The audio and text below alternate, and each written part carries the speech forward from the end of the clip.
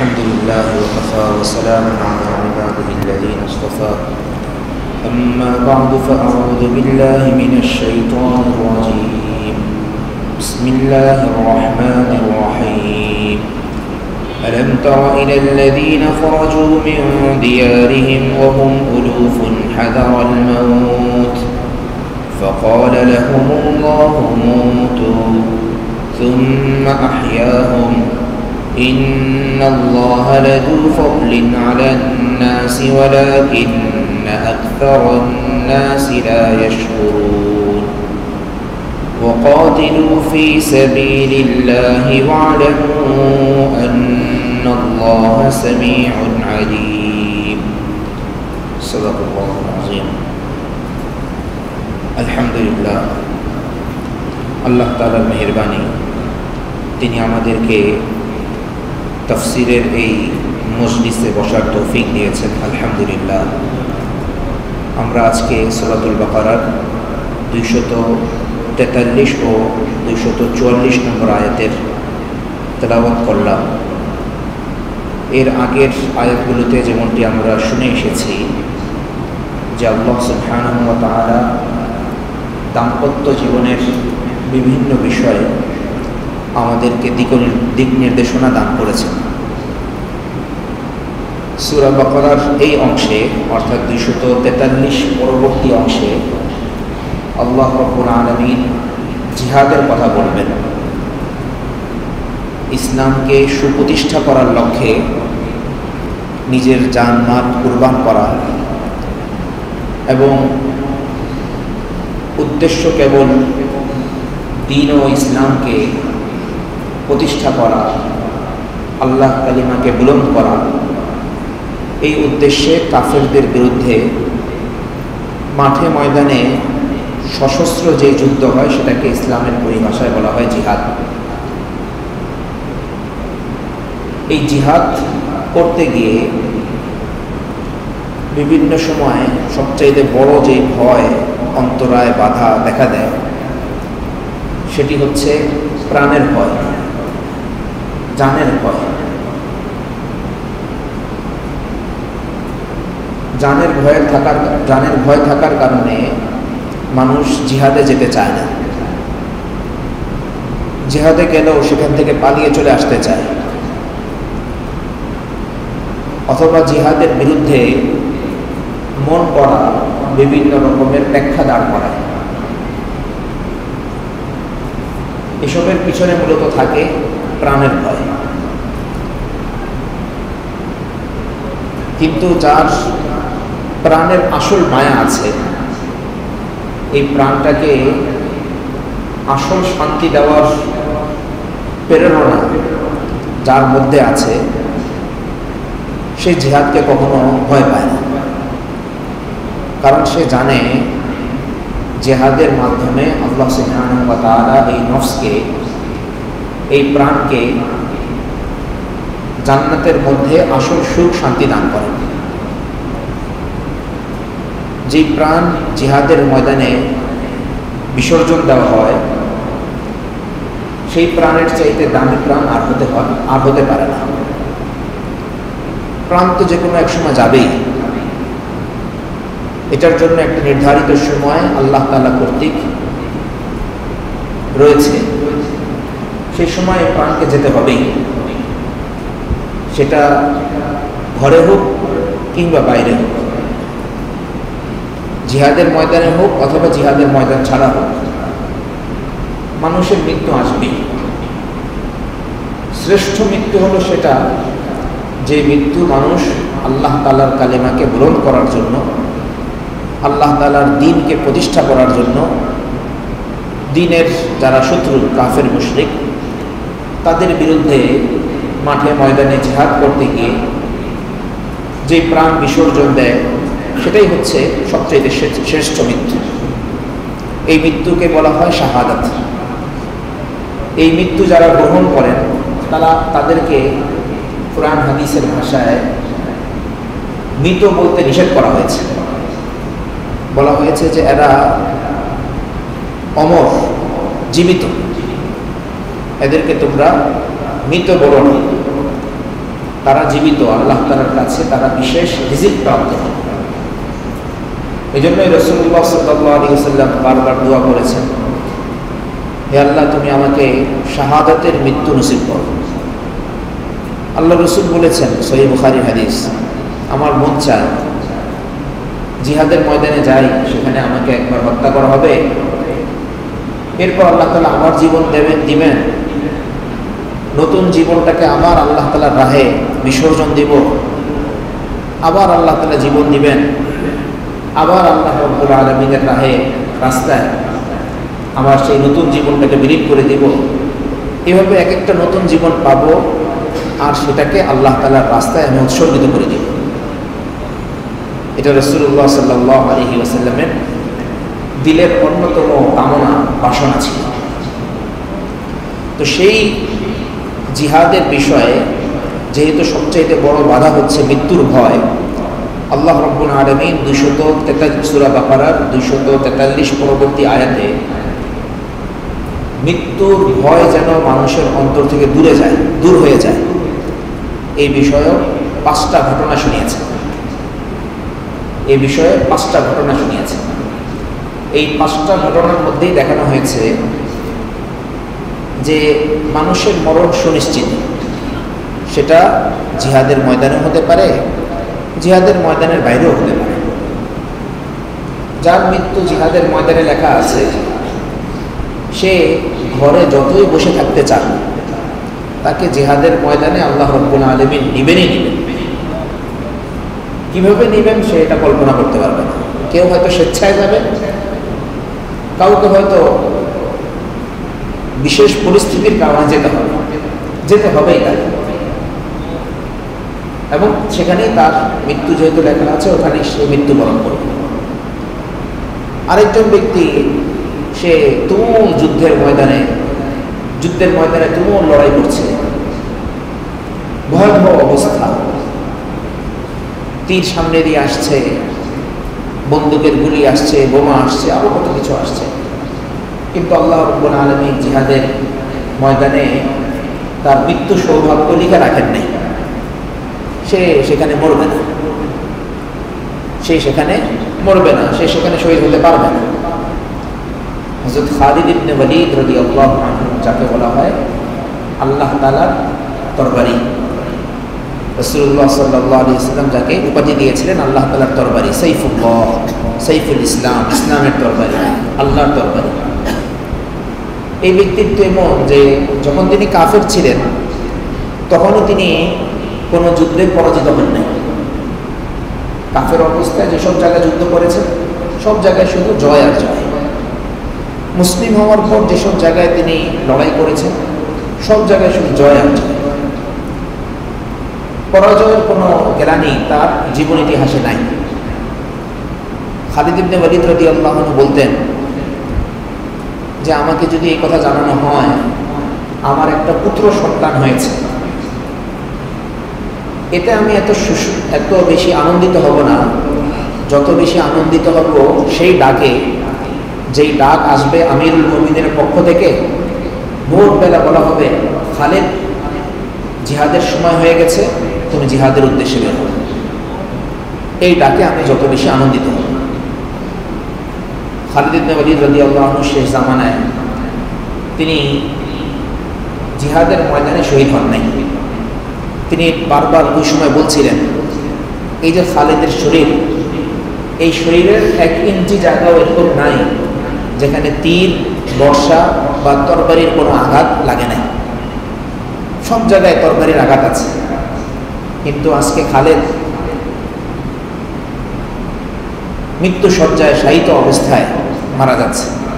এই মৃত্যু তো খালিদ চায় না, এই মৃত্যু তো খালিদ কখনো চায় না।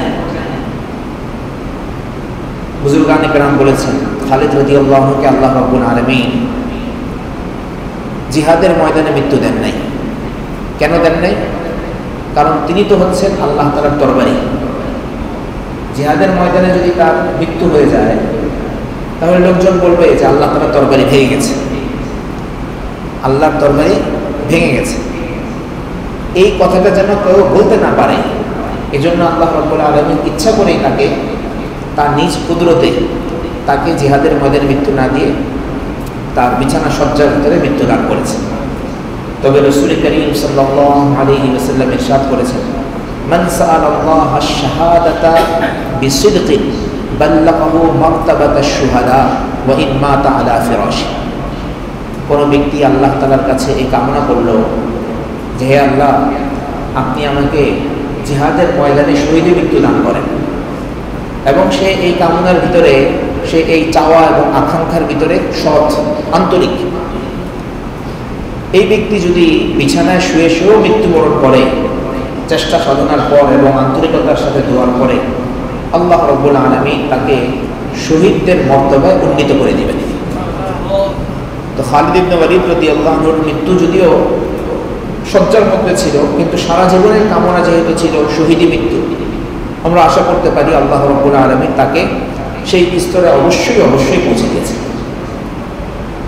তো যেটা বলা হচ্ছিল যে 243 এবং পরবর্তী আয়াতগুলোতে মৃত্যুর ভয় যেন জিহাদের ক্ষেত্রে বাধা না হয়, এই বিষয়ক বিভিন্ন ঘটনা তুলে ধরা হয়েছে। এর প্রথম ঘটনাটি আজকে আলোচনা করা হচ্ছে। আল্লাহ তাআলা ইরশাদ করছেন, আলাম তারা ইলাল লাযীনা খারাজু মিন দিয়ারিহিম ওয়া হুম উলুফুন হাদারাল মাউত। আপনি কি দেখেননি সেই সকল লোকদেরকে, যেই সকল লোক নিজেদের ঘর বাড়ি থেকে বের হয়ে গিয়েছিল, ওয়া হুম উলুফুন, আর তারা ছিল সংখ্যায় হাজার হাজার। কেন বের হয়েছিল? হাদারাল মাউত, মৃত্যুর ভয়ে। মৃত্যুর ভয়ে ঘর বাড়ি ছেড়ে তারা বের হয়ে গিয়েছিল, হাজার হাজার মানুষ। কোরআন মাজিদের মধ্যে এতটুকুই বলা হয়েছে যে হাজার হাজার মানুষ ঘর বাড়ি ছেড়ে বের হয়ে গেছে মৃত্যুর ভয়ে, মৃত্যু থেকে বাঁচার জন্য। এরা কারা? কারা নিজেদের ঘর বাড়ি ছেড়ে এভাবে বের হয়ে গেছে? এই বিষয়ে কোরআন মাজিদে বিস্তারিত খুঁটিনাটি বিবরণ নাই। কোরআন মাজিদ কেবল এতটুকুই বলেছে। এবং রাসূলুল্লাহ সাল্লাল্লাহু আলাইহি ওয়াসাল্লামের বিশুদ্ধ হাদিস গ্রন্থগুলোতেও, তার যে বিশুদ্ধ হাদিসগুলো আছে সেখানেও এই বিষয়ক বিস্তারিত বিবরণ পাওয়া যায় না। কেন পাওয়া যায় না? কারণ কোরআন মাজিদ কোনো ইতিহাসের কিতাব না, এটা কোনো গল্পের বই না। আল্লাহ রাব্বুল আলামিন ঘটনার কেবল ততটুকু আলোচনা করেন যতটুকু আলোচনা করলে বান্দা এখান থেকে যে শিক্ষা নেওয়ার সেই শিক্ষাটা নিতে পারবে। তো আল্লাহ তাআলা এখানে এতটুকু বললেন যে একদল মানুষ নিজেদের ঘর বাড়ি ছেড়ে বের হয়ে গিয়েছে মৃত্যুর ভয়ে, তারা সংখ্যায় ছিল হাজার হাজার।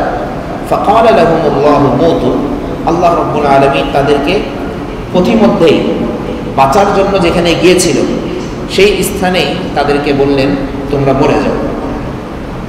তারা মৃত্যুবরণ করল, মরে গেল। সুম্মা আহিয়া, এরপর আল্লাহ রাব্বুল আলামিন তাদেরকে আবার জীবন দান করেছিলেন, তাদেরকে আবার জীবন দান করেছিলেন। কোরআন মাজিদ কেবল এতটুকুই বলেছে। তবে বিখ্যাত মুফাসসির ইমাম তবরী রহমতুল্লাহ আলাইহি তার তাফসীরে তবরীর মধ্যে হযরত ইবনে আব্বাস রাদিয়াল্লাহু আনহুর সূত্রে একটি ঘটনা বর্ণনা করেছেন। ইবনে আব্বাস রাদিয়াল্লাহু আনহুমা বলেন, সূরাতুল বাকারার 243 নম্বর আয়াতে যে সকল লোকদের কথা বলা হয়েছে তারা হলো বনি ইসরাইলের একটি বিশেষ দল। বনি ইসরাইলের এই দলের লোক সংখ্যা 10,000-এর উপরে ছিল। কত উপরে ছিল সেটা আল্লাহ তাআলাই ভালো জানেন। 10,000-এর উপরে ছিল। তারা যেই বসতিতে বসবাস করত সেখানে একবার সংবাদ পেল, দুইটা বর্ণনা আছে, যে কোনো মহামারী দেখা দিবে। এখন মহামারী থেকে বাঁচতে আমরা জলদি জলদি এখান থেকে পালিয়ে চলে যাই। আরেক বর্ণনায় আছে তারা সংবাদ পেল এখানে শত্রুরা আসবে, শত্রুরা এসে তাদেরকে উচ্ছেদ করে ফেলবে। তো এই জন্য তারা প্রতিরক্ষা ব্যবস্থা গ্রহণ না করে নিজেদের ঘর বাড়ি ছেড়ে তারা সেখান থেকে মৃত্যুর ভয়ে বের হয়ে গেল। কিন্তু যেখানে বাঁচার জন্য তারা গিয়েছিল, আল্লাহ রাব্বুল আলামিন ওই স্থানেই তাদেরকে লক্ষ্য করে বললেন, তোমরা এখানেই মৃত্যুবরণ করো। যেখানে ছিল মৃত্যুর ভয়, সেখান থেকে তো তারা পালিয়ে বের হয়ে গেছে, মনে করেছে আমরা এখান থেকে বের হলেই বেঁচে যাব। আর যেখানে ছিল বাঁচার আশা, আল্লাহ রাব্বুল আলামিন সেখানেই তাদেরকে মৃত্যু দিলেন। তাহলে মৃত্যুর স্থান, সময়, ক্ষণ, এসব কিছু আল্লাহ তাআলা কর্তৃক নির্ধারিত। আমি পালাতে চাইলেই পালাতে পারবো না, বরং পালিয়ে তো আমি সেই জায়গায় যাব যেখানে আমার মৃত্যু লেখা আছে। যেখানে আমার মৃত্যু লেখা আছে। সুলাইমান আলাইহিস সালাতু ওয়াস সালামের দিকে নিসবত করে একটা ঘটনা বলা হয়, এর সত্যতা আল্লাহ রাব্বুল আলামিনই ভালো জানেন।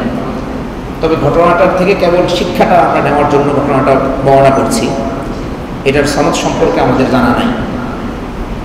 সুলাইমান আলাইহিস সালাতু ওয়াস সালাম একদিন বসে আছে, এমন সময় এক লোক দৌড়ে আসছে, এসে বলছে যে হুজুর, আমার তো খুব ভয় লাগছে। তোমার ভয়ের কারণ কি? বলে যে ওই যে একজন লোককে আমি দেখতে পেয়েছি, উনি আমার দিকে কটমট করে তাকাচ্ছেন, আমার কাছে মনে হচ্ছে সে হলো মালাকুল মউত আজরাইল, আমাকে শেষ করে ফেলবে, জলদি আমাকে আপনি বাঁচান। আপনার তো বিশেষ জায়নামাজ আছে, এই জায়নামাজের উপরে বসিয়ে আমাকে অমুক স্থানে আপনি নিয়ে দিয়ে আসেন। 1 মাসের পথ, এক বিকাল এক সন্ধ্যা দিয়ে তিনি পাড়ি দিলেন। তো সুলাইমান আলাইহিস সালাম বললেন যে ঠিক আছে, আমারও সেখানে যাওয়ার একটা প্রয়োজন আছে, বসো তুমি আমার সাথে। তো তাকে ওটার মধ্যে বসিয়ে দূর দূরান্তে নিয়ে গেলেন, ওখানে তাকে রেখে দিলেন। তো মালাকুল মউত সেখানেই তার জান কবজ করলেন। এরপরে তিনি নবীকে বললেন, সুলাইমান আলাইহিস সালামকে, যে আমি তো চিন্তায় ছিলাম এর জানটা আমি সে যেই দেশে আছে সেখানে আমি কবজ করবো কিভাবে, কারণ আল্লাহ রাব্বুল আলামিন আমাকে অর্ডার দিয়েছেন যে তুমি তার জান অমুক জায়গায় কবজ করবে। কিন্তু যখন আমি দেখলাম সে আপনার পাশে এখানে বসে আছে, আমি চিন্তায় আছি ওর জান আমি কিভাবে কবজ করব। তো আল্লাহ রাব্বুল আলামিন যে তার দিলের ভিতরে এটা ঢালবেন এবং আপনি জায়নামাজে করে বা আপনার সিংহাসনে করে যেভাবে হোক তাকে দূর পৌঁছে দিবেন, এটা আমার মাথায় আসে না। এখন দেখলাম যে আল্লাহ রাব্বুল আলামিন ঠিক যেই সময় তাকে জান কবজ করার ফয়সালা করেছিলেন, সেই সময় আমি তার জান কবজ করেছি। তো এই ঘটনা থেকে শিক্ষার বিষয় হলো এই, আমার মৃত্যু, আমার রিজিক, আমার সব কিছু পূর্ব নির্ধারিত। মৃত্যু থেকে আমি পলায়ন করে বাঁচতে পারব না। কোরআন মাজিদ আল্লাহ তাআলা বলছেন, আইনা মা তাকুনু ইউদরিকুমুল মাউত, যেখানেই তোমরা থাকো মৃত্যু তোমাদেরকে স্পর্শ করবেই।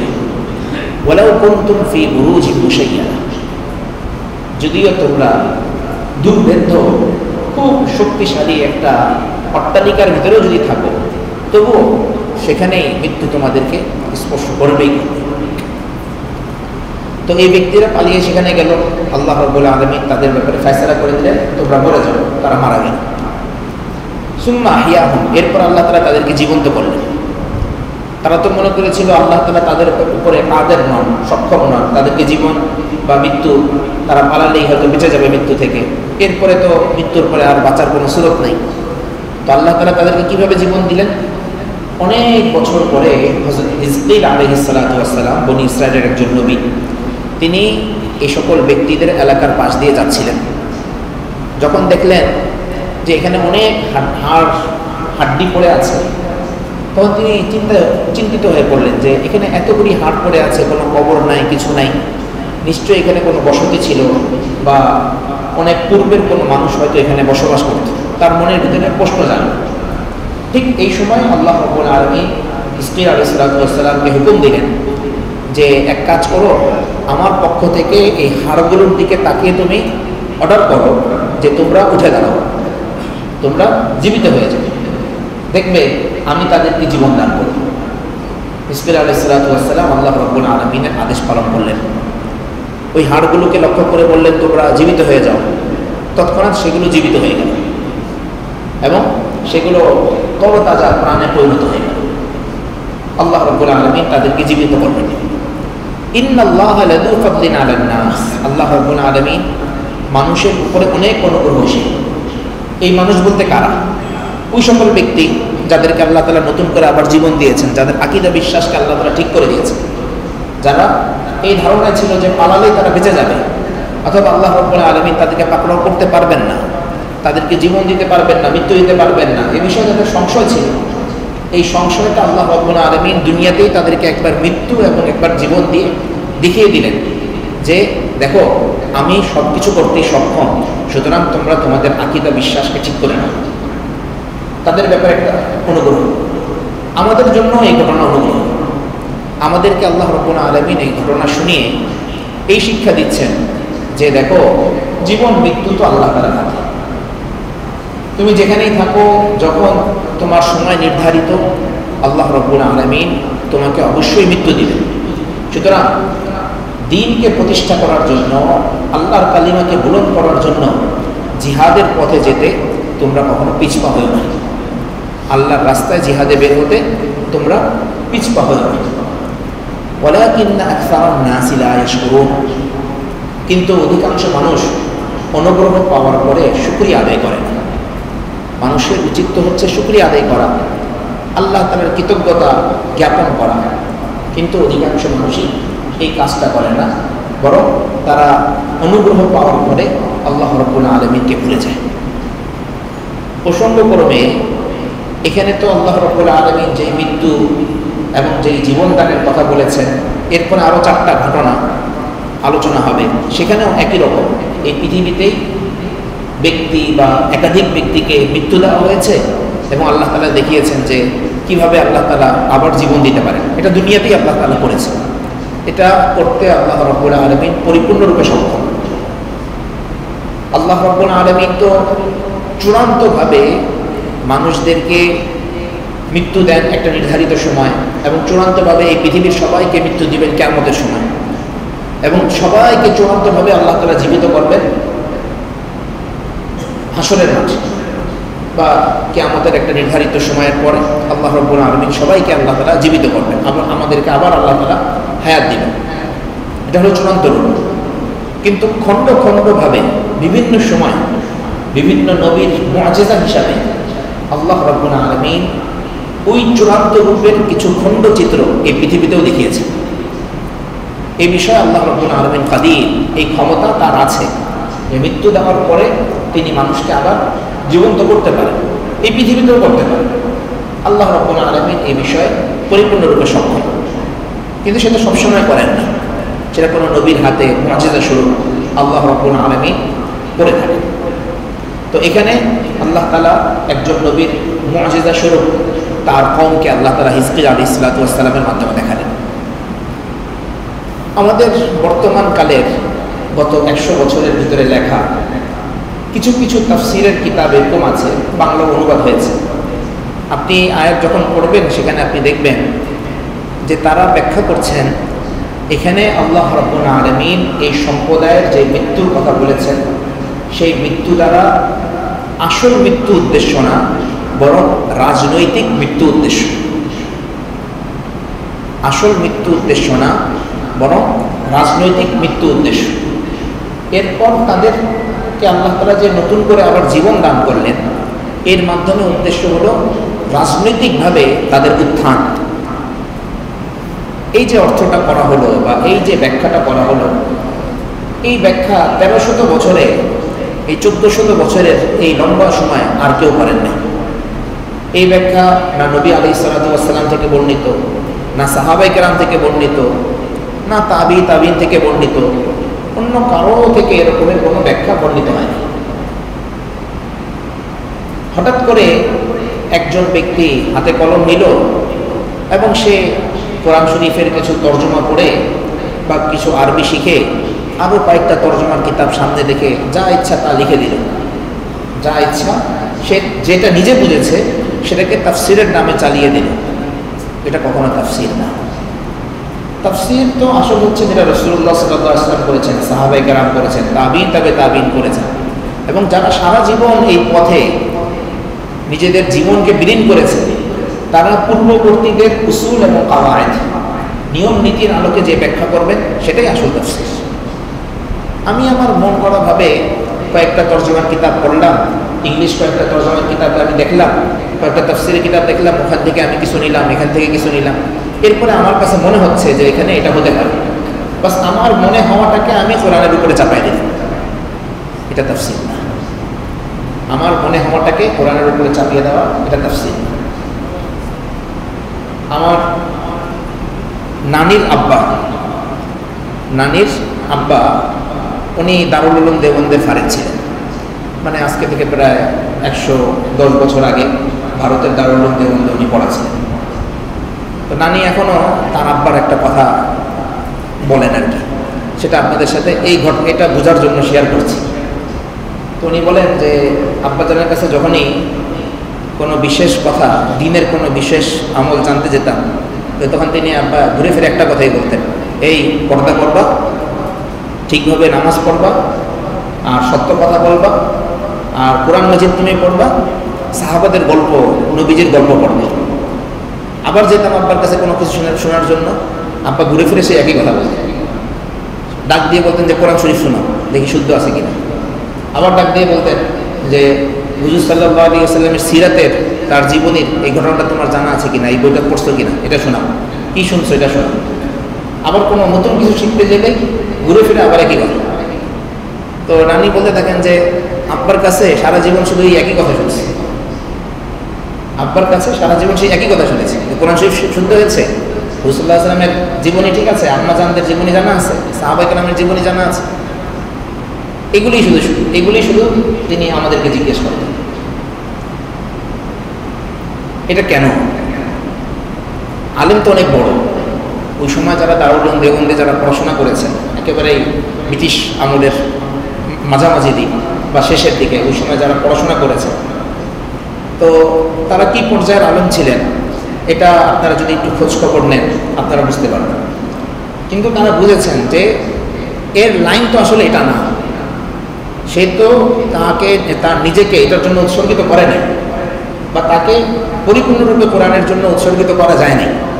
যেহেতু তাকে পরিপূর্ণরূপে কোরআনের জন্য উৎসর্গিত করা যায় নাই, এই জন্য তার যতটুকু দরকার ততটুকুই সে নিবে এখান থেকে, ততটুকুই বাস।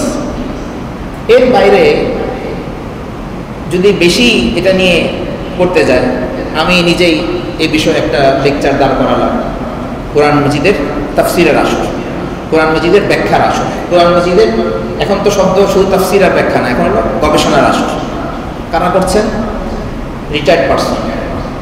সেই সকল রিটায়ার্ড পার্সন যারা সারা জীবন ইংরেজি শিক্ষা বা শিক্ষার সাথে হন, এখানে তো আলহামদুলিল্লাহ আমরা অনেকে শিক্ষার সাথে আছি, সারা জীবন শিক্ষার সাথে হন, কোনো হয়তো আর্মি ছিলেন, ডাক্তার ছিলেন, অথবা অন্য কোনো পেশাজীবী ছিলেন, এখন রিটায়ার্ড হয়েছেন, এখন তো একটা কিছু করতে হবে।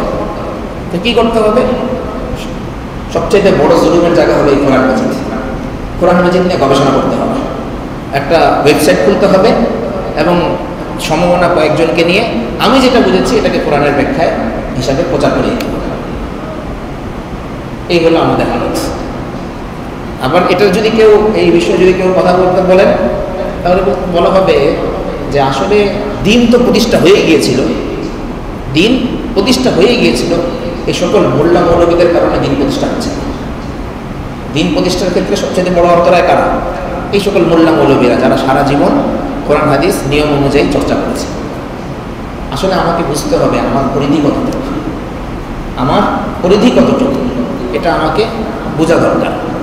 আমি আমার পরিধির বাইরে যদি যাই, আমার কাজ হচ্ছে আমি এখান থেকে শিক্ষা নিই ব্যাস। কিন্তু গবেষণা করা এটা তো অনেক বিশাল একটা কাজ। গবেষণা করা এটা তো যে কারো কাজ না।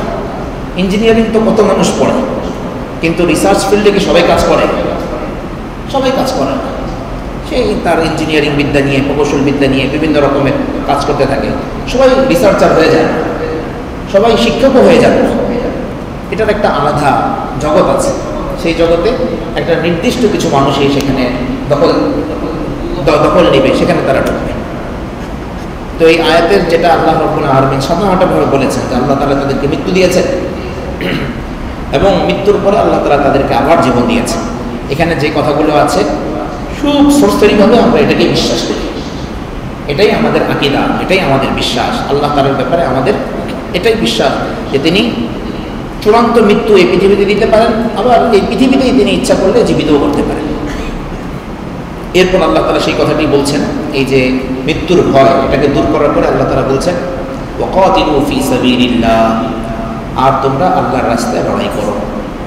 আর তোমরা আল্লাহর রাস্তায় লড়াই করো। ওয়া'লামু আন্নাল্লাহা সামিউন আলীম, এবং খুব জেনে রাখো যে আল্লাহ তাআলা খুব শুনেন এবং খুব জানেন। আল্লাহ রাব্বুল আলামিন তোমরা যে কথাগুলো বলো জিহাদ থেকে পলায়ন করার জন্য, সেটা আল্লাহ তাআলা শুনছেন। এবং তোমাদের মনের ভিতরে জিহাদের ব্যাপারে যে অমূলক ধারণা তৈরি হয় বা আল্লাহ তাআলার কুদরতের ব্যাপারে যে অমূলক ধারণা তৈরি হয়, সব কিছু আল্লাহ রাব্বুল আলামিন সম্পূর্ণভাবে অবগত। আল্লাহ তাআলা যে কথাগুলো বলা হলো, শোনা হলো, এর যাবতীয় ভুল ত্রুটি মাফ করে দিয়ে আমাদেরকে আমলের তৌফিক দান করেন। আমিন। ওয়া আখিরু দাওয়ানা আলহামদুলিল্লাহি রাব্বিল আলামিন। সুবহানাল্লাহি ওয়া বিহামদিহি, সুবহানাল্লাহি ওয়া বিহামদিহি, আশহাদু আল্লা ইলাহা ইল্লা আনতা, আস্তাগফিরুকা ওয়া আতুবু ইলাইক, আস্তাগফিরুকা ওয়া আতুবু ইলাইক, আস্তাগফিরুকা ওয়া আতুবু ইলাইক, আস্তাগফিরুকা ওয়া আতুবু ইলাইক।